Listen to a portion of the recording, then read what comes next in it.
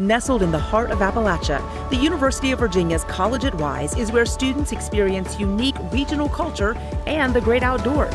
UVA Wise, empowering students to learn and lead in their communities and the world.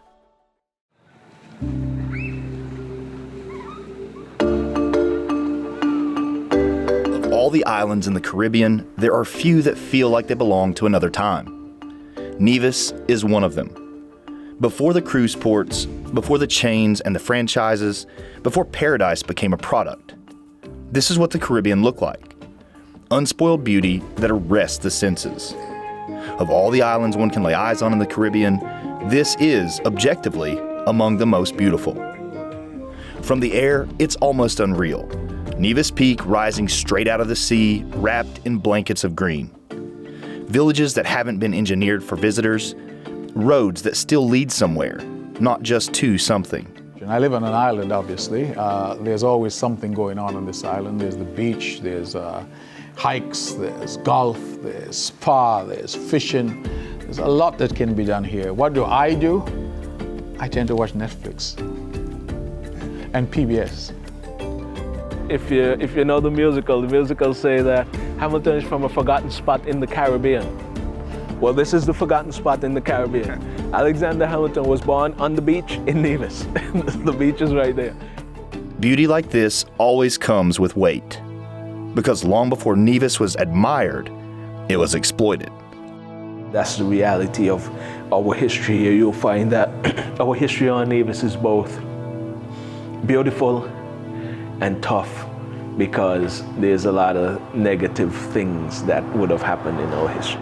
This island was built on sugar, on the backs of the enslaved, on human lives treated as currency. The wealth flowed outward, the suffering stayed here. The fields are quieter now, the sugar mills are ruins, but nothing has been erased. In 1800s, 1/5 of the British Crown's income came from this island. Sugar trading, sugar production, slave, right here, 1/5. That was a huge. And so they really needed the colonies, and they needed, it was the queen of the Caribs, huh? Nevis, the queen of the Caribs, that's why. Nevis doesn't try to polish its history or sell you a fantasy. It remembers. The past lives in the land, in the churches, and in the way the island governs itself, and in the people who never left, and the ones who did, carrying Nevis with them across the world. To understand this place, you don't start with what it offers you. You start with what it's endured. This is Nevis, and this is where the story begins. They say the place you're from shapes you. Maybe it defines you. I've always thought you can't really understand yourself until you understand where you come from. I'm Josh with PBS Appalachia. In this series, I'm going from town to town, exploring the places people still call home, their hometowns. From Appalachia to the rest of the country, I've found we share more than we think.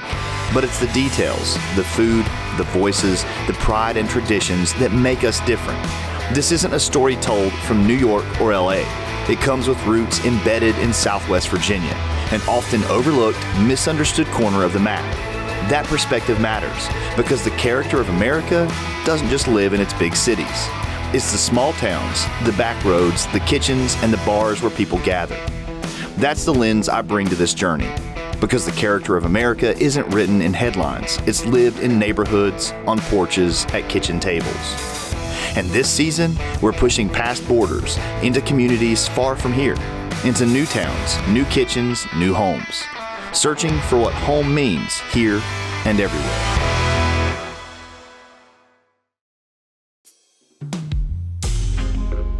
For an island this small, Nevis carries a long memory. Centuries of being governed from somewhere else by people who never worked the land or lived the consequences. Independence didn't come with fireworks. It came quietly in the 1980s, with responsibility, with choices. Today, Nevis governs itself on its own terms, carefully and deliberately, trying to honor the past without being trapped by it. At the center of that balancing act is Premier Mark Brantley. So Mark, as Premier, tell me a little bit about that. What is kind of the overall style of governance here? And So the Premier, I think the best equivalent in the United States would be a governor. Okay. So Nevis operates as if it's a state, and it has the equivalent of a state legislature, which is headed by a Premier. So we have our own legislature, we have our own internal responsibilities for taxation, the economy, healthcare, education, etc. The federal government, which is based on St. Kitts, again, is similar to the United States, where we have a prime minister, not a president, but a prime minister, very, reminiscent of the English system, the parliamentary system. And that prime minister would have responsibility for Nevis, for defense, internal security, and foreign representation, so diplomatic affairs. So broadly speaking, the Premier and the government of Nevis controls the internal mechanisms of the island. So the roads, the electricity, the water, that's all our responsibility. We are in fact a federation. We're a country with two states. So in essence, just like in America, you have a federal government, we also have a federal government here. But the government of Nevis would be equivalent to what you'll have as a state government in America. So it has to operate within certain limits. But it is important for us to have our own government on Nevis. We got independence September 19, 1983. Yeah, so we're 42 years old as a nation. Right behind America. Yeah. You're 250 years old, sir. you said at one point somewhere that many of us who are older are holding on to a Nevis that was without any consideration for what a Nevis could be. Yes. It's a paradox of every small community.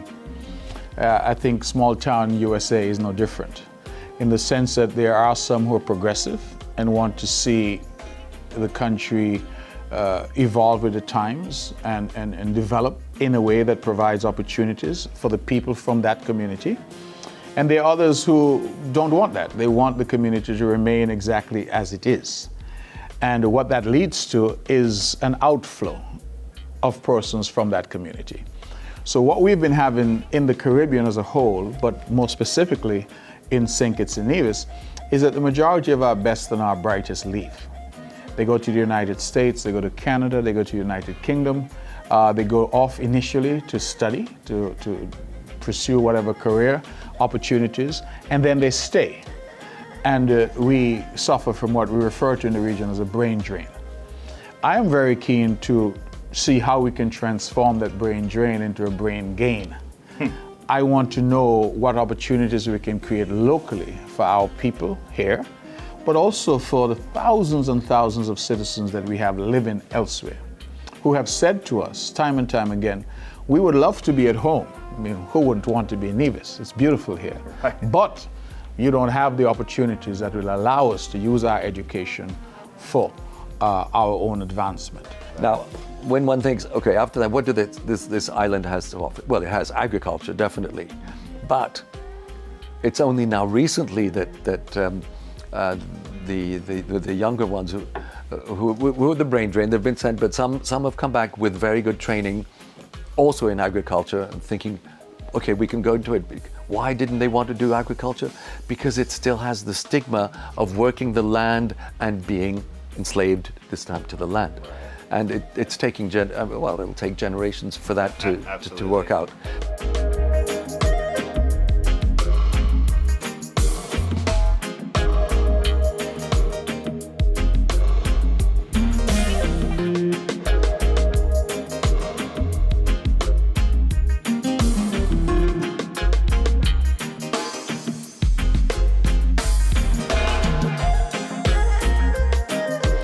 It's the culture. You go out, you go to school, some people stay, some people come back. Some return, I chose to return. I went off to Canada, settled in Toronto, went to school there, did electronics engineering. Nice. Worked as a biomedical engineer for about 10 years, and then I decided, hey, it's time for me to go back home and contribute to my island. So would you say, like, tourism, is that the only future for Nevis, or is there still a future in agriculture? There's still a future in agriculture. I mean, when you look at what we produce and what we import, we can self-sustain. Right. You see what I'm saying? Yeah. So there's a huge gap in the market still. Yeah. You know? It's starting. You can see some shade houses, people growing vegetables, and nearly everyone has a little patch of land here, and they grow their own crops. You plant any grain, grows up like this. Gina was looking for land for the vanilla farm.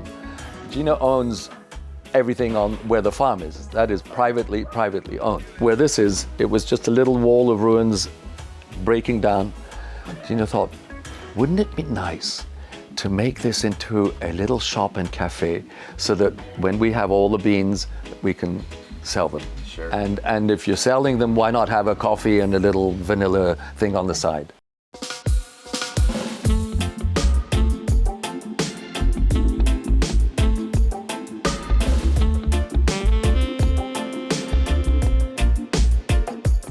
I'm a Brit Swiss, you can probably hear in my accent, yeah.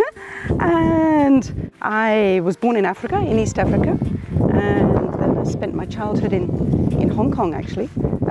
My dad was a cartographer, he was making maps. My heart was much more with plants and botany and so on, and so this is really a dream come true.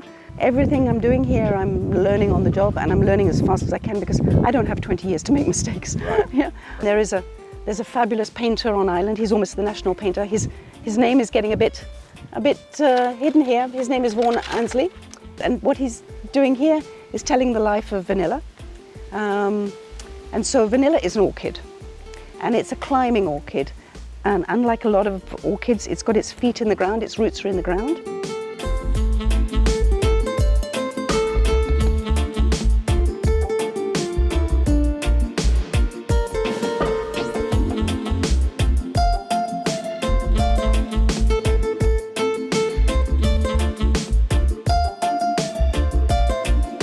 These are the vanilla colors, yellow and green.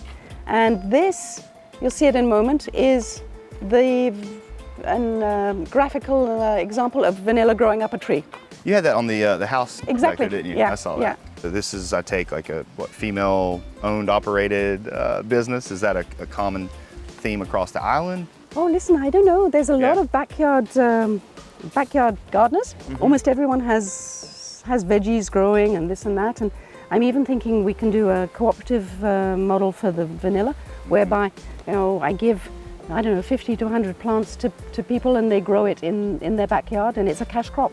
Yeah, okay. So that would be nice. But I think agriculture is part of the blood of Nevis, and Nevis was the bread basket for St. Kitts.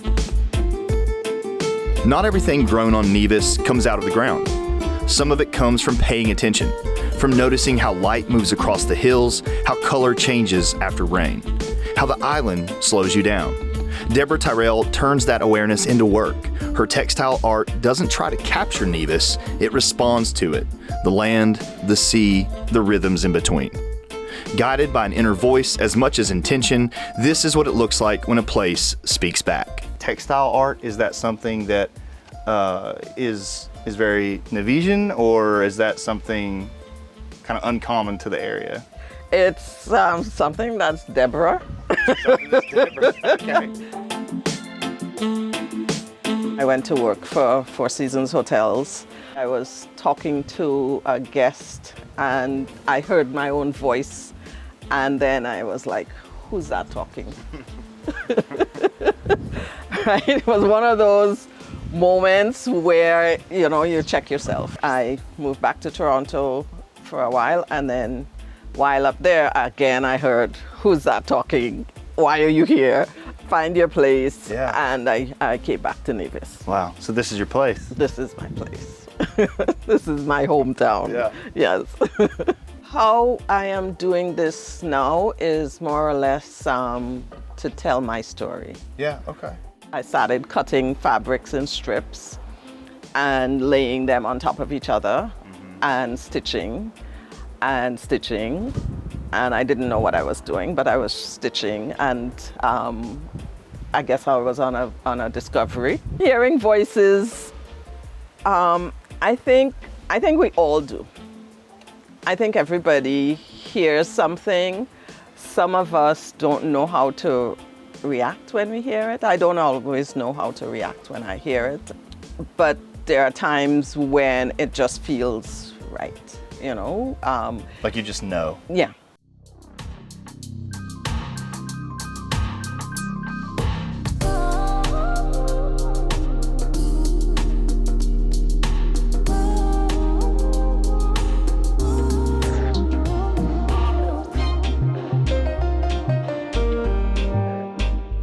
In 1800s, 1/5 of the British Crown's income came from this island, sugar trading, sugar production, slave, right here. 1/5. 1/5. That was a huge. Wow. So that's, I mean, they really needed the colonies, and they needed, it was the queen of the Caribs, huh? Nevis, the queen of the Caribs. I found the Nevis House of Assembly meets inside a building that shares its ground with Alexander Hamilton's birthplace. One structure preserves the island's story, another honors a man who left and shaped another nation. And upstairs, Nevis governs itself on its own terms, past and present, in constant conversation. If you know the musicals say that Hamilton is from a forgotten spot in the Caribbean. Well, this is the forgotten spot in the Caribbean. Alexander Hamilton was born on the beach in Nevis. The beach is right there.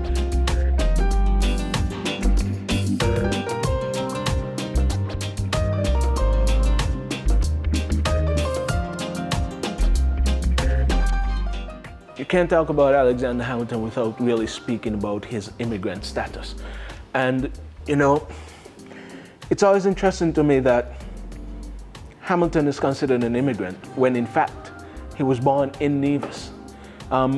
At that time, being born in a place like Nevis, how is that different than if you were born in any of the colonies in mainland USA, any of the 13 colonies? You were subject to the same king. You were still under the crown. Exactly. Yeah. Hamilton, in fact, had a law practice that he gave up when he decided to take on the job of being the first Secretary of the Treasury. He gave up what would have been a lucrative law practice. I was trained as a lawyer. Okay. So I'm a lawyer by profession. And then at some point about 20 years ago, I took a vow of poverty and entered politics. Okay. So, you know, I used to make money as a lawyer. Now it's just public service. I come from an incredibly humble circumstances. And I was educated through scholarships and policies that frankly were designed to help those who are less fortunate to get an opportunity. And I thought that I wanted to sort of pay that forward. I wanted to be involved in a way that I could help people.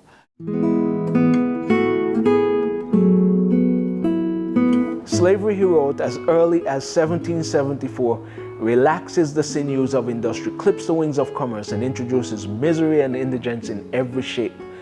This is Alexander Hamilton making a case against slavery, and the reason I say he's doing it in quite a quintessential Alexander Hamilton way is because he's using economics and business to make a case against slavery. My favorite quote from Hamilton: "Who taught most about liberty and equality? Is it not those who hold the Bill of Rights in one hand and the whip for affrighted slaves in the other?" Hamilton is asking a great question. How can you be involved in slavery while at the same time believing in the Bill of Rights? What I've noticed here is that history not only lives in the ruins, but in the questions Nevis still asks itself. The island gave the world one of its most famous names, Alexander Hamilton. His story told in books, on stages, far from the soil. But it also gave shape to something far more complicated. Places where faith, defiance, and imagination came together to test an impossible idea: freedom. In places like Cottle Church, the dichotomy of ruin and possibility sit side by side. This was built in 1824. 1824. Yeah, and something that I find interesting is that in reality, in 1824, that is still the middle of slavery. And in fact, this guy, Thomas Cottle, and one of my favorite parts of the story is that effectively, he desegregated the church on his plantation. Yeah. What I find on Nevis is that, by and large, we have a population that really looks at life where it's live and let live. the issues related to racism, etc., that you may find on Nevis usually pops up when somebody brings it here. Okay. You come here, yes, you're a different race from a different culture. Before you know it, you're intertwined. Before you know it, you're going to places, and yes, everybody is there. You don't find segregation on this island, where you'll find that people may, oh, well, why do certain people live in certain places? Well, it's like everywhere you go in this world. Guarantee you, every city in America has a Chinatown, don't they? Well, sure, yeah. They have a little Italy. Why? Because you're drawn to people who you can relate to, who might speak the same language, who may have the same sort of culture. But because you're drawn to them doesn't mean that there's an exclusion of anybody else. Is Nevis a relatively religious community, or? Of course we're a religious community. Yeah. And when I say that we're a religious community, I think that the personality of the island is that. You asked about earlier about the relationships between races and between people of different cultures. I think that it's informed by our religious background.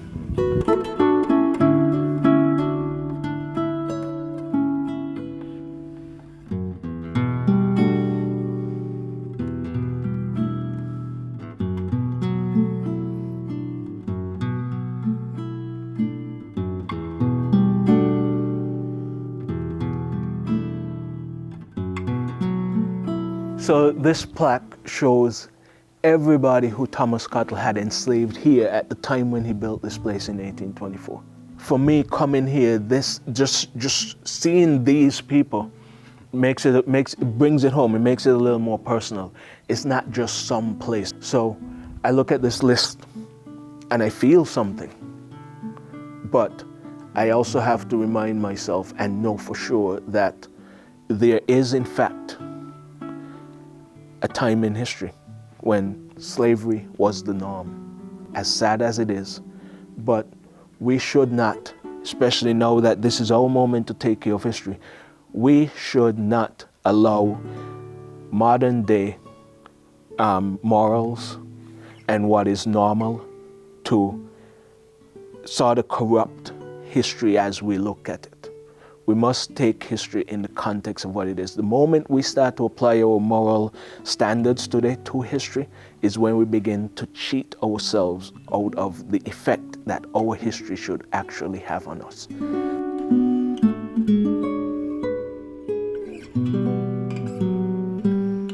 It says here, Thomas John Cottle, Esquire. He's a lawyer, but for many years president of this island. This was not just some other guy. He wasn't just some other slave owner. He wasn't just some other plantation owner. This was an important man.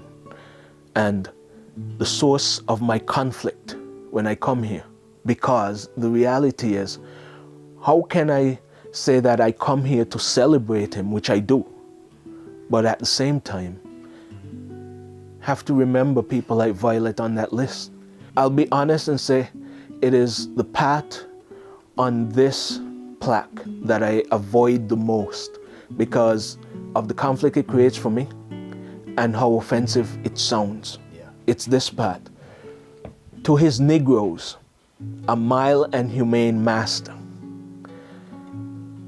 That phrase, to his Negroes, just basically tells you that it is unapologetic that he owned people. I cannot let what happened in the past and my feelings towards it influence the way I'm supposed to feel about the history and influence my responsibility to act appropriately towards that history in this moment. Who else was going to end slavery? It absolutely had to be people like Thomas Cottle. It had to start somewhere. Yes, and this was the only place it can really start and ultimately finish. It was the people who had the slaves. It was the people who enslaved others. Those were the ones who were in the best position to do something about it. And as complicated as it is, I would like to think that someone like Thomas Cottle did something about this. Not because it was easy, but because it was right. It's easy, almost comforting, to judge the past by the standards of the present. Harder to sit with it, to understand it on its own terms. What Greg offers isn't nostalgia or absolution, it's context, an acknowledgement that history here is complicated, unfinished. And maybe that's why what's happening now matters. Nevision's reclaiming agency, not through slogans or monuments, but through work, through land, through small, deliberate acts of independence. From agriculture to cottage industries, the future here is being grown by hand.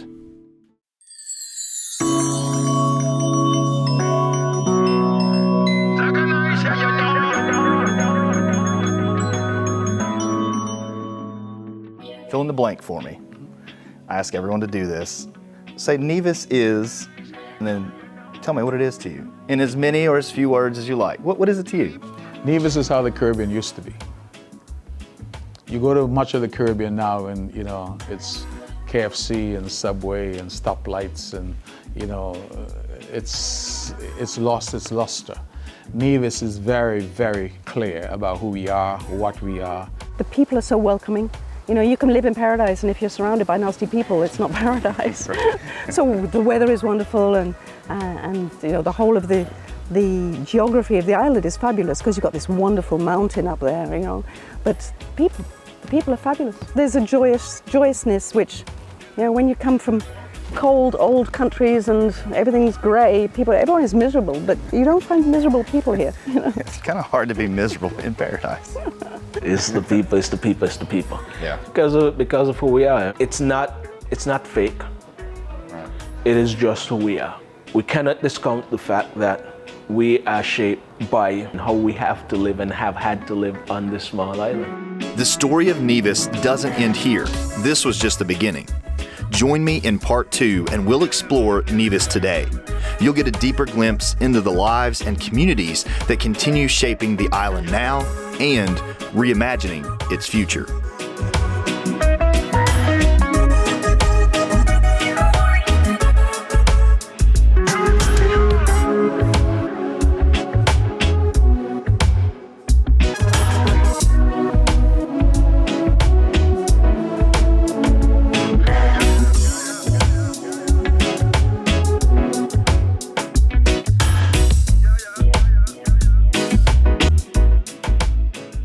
Nestled in the heart of Appalachia, the University of Virginia's College at Wise is where students experience unique regional culture and the great outdoors.